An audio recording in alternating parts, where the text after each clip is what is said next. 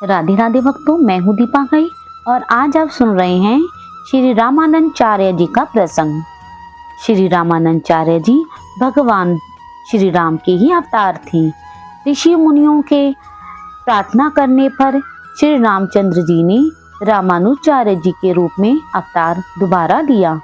श्री रामनंदी वैष्णव संप्रदाय के प्रवर्तक आचार्य श्री रामानंद जी एक उच्च कोटि के आध्यात्मिक महापुरुष थे।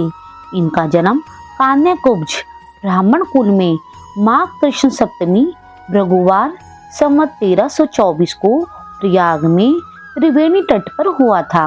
इनके पिता का नाम पुण्य सदन और माता जी का नाम श्रीमती सुशीला जी था। 8 वर्ष की आयु में इनका उपनयन संस्कार किया गया। उपनीत ब्रह्मचारी जब पलाश दंड धारण कर काशी विद्यानंद करने चला, तब आचार्य एक संबंधियों के आग्रह करने पर भी नहीं लौटा।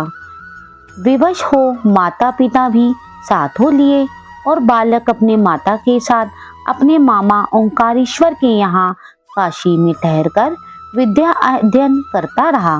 12 वर्ष की अवस्था तक बालक ब्रह्मचारी ने समस्त शास्त्रों का अध्ययन पूर्ण कर लिया।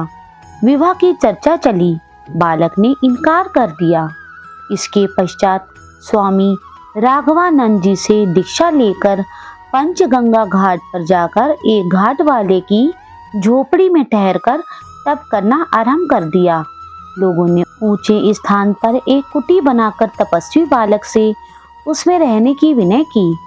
उनकी विनय सुनकर वे उस कुटिया में आ गए और उसी में ज्ञान अर्जन और तपस्या करते रहे।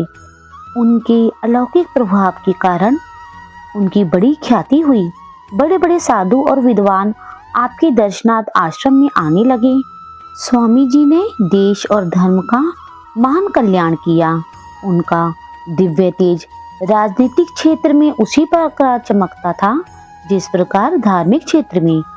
उस महाभयंकर काल में आर्य जाति और आर्य धर्म के त्राण के साथ ही विश्व कल्याण एवं भगवत धर्म के अभ्युत्थान के लिए जैसे शक्तिशाली और प्रभावशाली आचार्य की आवश्यकता थी।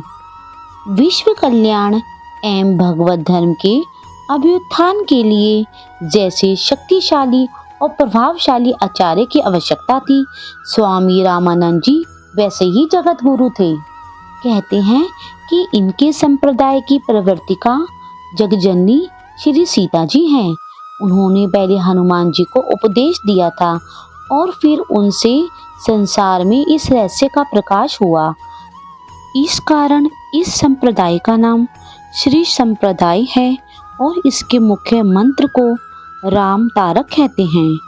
अपने परम धाम गमन के पूर्व श्री स्वामी जी ने अपनी शिष्य मंडली को संबोधित करते हुए कहा कि सब शास्त्रों का सार भगवत स्मरण है, जो सच्चे संतों का जीवनाधार है।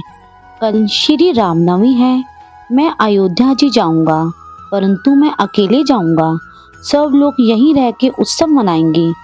कदाचित मैं लौट न सकूं। आप लोग मेरी त्रुटियों और अभिनय आदि को क्षमा कीजिए। यह सुनकर सबके नेत्र सजल हो गए। दूसरे दिन स्वामी जी संवत 1515 में अपनी कुटी में अंतर्ध्यान हो गए। भक्तों, आप इसी प्रकार भगवत कथाएं सुनने के लिए आप हमारे चैनल को लाइक करो, शेयर करो और सब्सक्राइब करो और कमेंट्स में राधे राधे जरूर लिखें।